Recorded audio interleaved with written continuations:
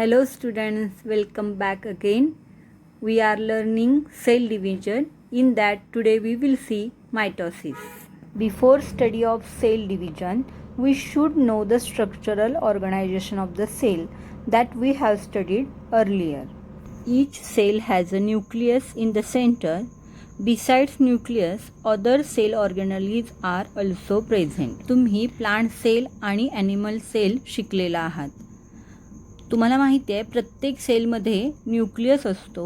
न्यूक्लियसच्या सभोवती सायटोप्लाझम असतं आणि सायटोप्लाझममध्ये विविध cell organelles for example mitochondria, Golgi apparatus, lysosome, ribosome, vacuoles आणि प्लांट सेलमध्ये क्लोरोप्लास्ट असते. सेल डिव्हिजन पाहण्यापूर्वी काही टर्म्स क्लिअर असणं आवश्यक आहे. त्या आता आपण पाहूया. इथे सेलची डायग्रॅम दिसते. सेलमध्ये न्यूक्लियस असतो. न्यूक्लियसमध्ये क्रोमोझोम्स असतात. मग हे क्रोमोझोम्स म्हणजे काय? तर सेलमध्ये असणाऱ्या न्यूक्लियसमध्ये क्रोमॅटिन मटेरियल असतं.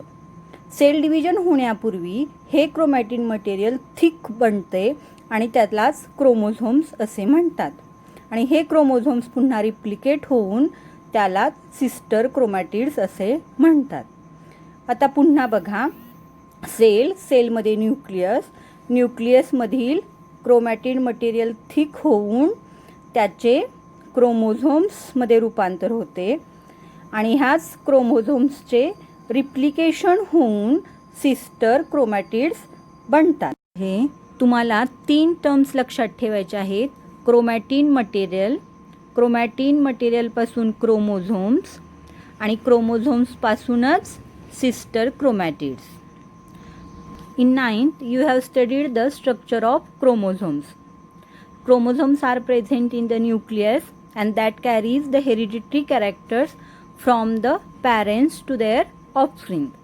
हे क्रोमोझोम्स न्यूक्लियसमध्ये असतात आणि पॅरेंट्सकडून ऑफस्प्रिंग्सकडे हेरिडिटरी कॅरेक्टर कॅरी आउट करण्याचं काम हे क्रोमोझोम्स करत असतात.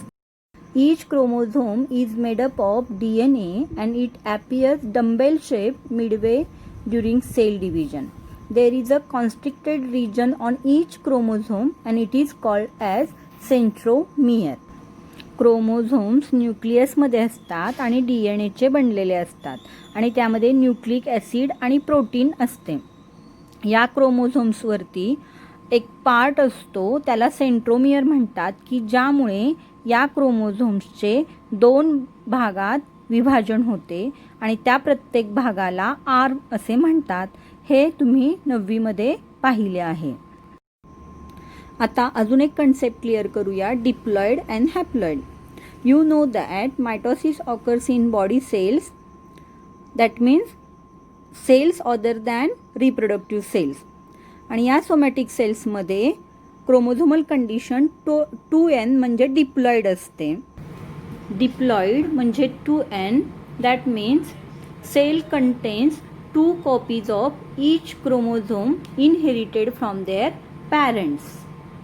सोमॅटिक सेल्समध्ये 46 क्रोमोझोम्स असतात. त्यापैकी 44 ॲटोसोम्स असतात अँड 2 सेक्स सेल्स असतात. आणि या बॉडी सेल्सचं डिव्हिजन मायटोसिसने होतं. Now haploid condition. That means cell contains only 1 copy of each chromosomes and that condition is present in sex cell. Sex cell is known as gametes. There are 2 types of gametes. Male gamete is known as sperm and female gamete is known as ovum. इथे total 23 chromosomes असतात. त्यापैकी 22 ॲटोसोम्स and 1 sex sale असते. आणि या sex सेलचं division meiosis या मेथडनी होते. Before any cell division the cell develop its chromosome number in its nucleus. That is chromosomes number is 2n. It is develop to 4n. एक example बघा. समजा सेलमध्ये क्रोमोझोमची संख्या 2n आहे तर सेल डिव्हिजन होण्यापूर्वी ती डबल होते म्हणजेच ती 4n होते. हा कोणत्याही सेल डिव्हिजनचा रूलच आहे असं लक्षात ठेवा. Now steps in mitosis. Mitosis is completed through 2 steps. First is karyokinesis and second is cytokinesis. Karyokinesis is completed through 4 steps: prophase, metaphase, anaphase, and telophase. Karyokinesis completes and cytokinesis begins, and cytoplasm divides and 2 cells are formed. Now prophase. In prophase, condensation of basically thin thread-like chromosomes starts. Due to this, they become short and thick, and they start to appear along with their pairs of sister chromatids. Centrioles duplicates, and each centriole moves to opposite poles of the cells, and nuclear membrane and nucleolus start to disappear.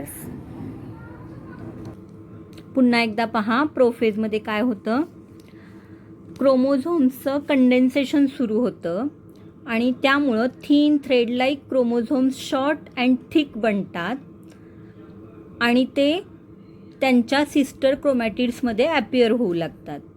सेंट्रिओल्सचं duplication होतं आणि तो सेल्सच्या पोलकडे ओढला जातो. आणि nuclear membrane आणि nucleolus start to डिसॲपियर, म्हणजे ते पूर्णपणे न्यूक्लिओलस आणि न्यूक्लिअर मेम्ब्रेन पूर्णपणे डिसॲपियर होतात. Metaphase. Nuclear membrane completely disappear. Chromosomes complete their condensation and become clearly visible along with their sister chromatids. All chromosomes are arranged parallel to equatorial plane, means central plane of the cell. Special type of flexible protein fibers are formed between centromere of the each chromosome and both centrioles. पुन्हा एकदा सांगते मी, मेटाफेजमध्ये क्रोमोझोमचं condensation complete होतं आणि ते स्पष्टपणे दिसू लागतात, sister क्रोमॅटिड्सच्या फॉर्ममध्ये दिसतात. सर्व क्रोमोझोम्स हे इक्वेटोरियल प्लेनला अरेंज होतात आणि प्रत्येक क्रोमोझोमच्या सेंट्रोमियर आणि सेंट्रिओलमध्ये spindle fibre, flexible protein fibres तयार होतात. थर्ड फेज आहे anaphase. Now anaphase. In anaphase, centromeres split and thereby sister chromatids of each chromosome separate, and they are pulled apart in opposite direction with the help of spindle fibers.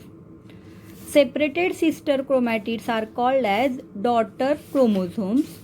Chromosomes being pulled appear like bunch of bananas. In this way, each set of chromosomes reach at the 2 opposite poles of this. पुन्हा एकदा सांगते, ॲनाफेजमध्ये सेंट्रोमियर्सचे splitting होते, म्हणजे centromere split होतो आणि त्यामुळे sister chromatids एकमेकापासून separate होतात आणि स्पिंडल फायबरच्या सहाय्याने त्या सेल्सच्या पोलकडे ओढल्या जातात आणि या प्रत्येक सिस्टर क्रोमॅटिडला डॉटर क्रोमोझोम्स असे म्हणतात. हे डॉटर क्रोमोझोम्स पोलकडे ओढले गेल्यामुळं, एकत्र आल्यामुळे बनानासारखे दिसू लागतात आणि प्रत्येक हा सेट सेल्सच्या पोलकडे ओढला जातो. Chromosomes start to decondense, due to which again become thread like, thin and invisible. Nuclear membrane is form and thus 2 daughter nuclei are formed in the cell. Nucleolus also appears in each daughter nucleus. टिलोफेजमध्ये chromosomes decondense होऊ लागतात आणि पुन्हा thin thread like invisible होतात आणि या प्रत्येक क्रोमोझोमच्या सेटभोवती nuclear membrane तयार होतं आणि अशा प्रकारे 2 डॉटर न्यूक्लिया तयार होतात आणि न्यूक्लिओलस ॲपियर होतं आणि स्पिंडल फायबर्स पूर्णपणे डिसॲपियर होतात. Now cytokinesis. In this way karyokinesis completes and cytokinesis begins. Cytoplasm divides by cytokinesis and 2 new cells are formed which are called as daughter cells. In this process, a notch is formed at the equatorial plane of the cell. But in case of plant cell, instead of notch, a cell plate is formed exactly along the middle line of the cell, and thus cytokinesis is completed. मेरिओकायनेसिस पूर्ण होऊन cytokinesis सुरू होतं. सायटोकायनेसिसमध्ये cytoplasm divide होतं आणि 2 नवीन sale तयार होतात. त्याला daughter cells असं म्हणतात. ॲनिमल सेलमध्ये सायटोप्लाझम हे खाच पडून डिव्हाइड होतं आणि 2 सेल्स तयार होतात. पण प्लांट सेलमध्ये खाच न पडता एक प्लेट तयार होते बरोबर सेलच्या मधोमध आणि सेलमधील सायटोप्लाझम डिव्हाइड होतं आणि 2 प्लांट सेल तयार होतात. त्याला डॉटर सेल्स असं म्हणतात. Mitosis is essential for growth of body, wound healing, formation of blood cells and regeneration of the body. In next session we will see the process of meiosis.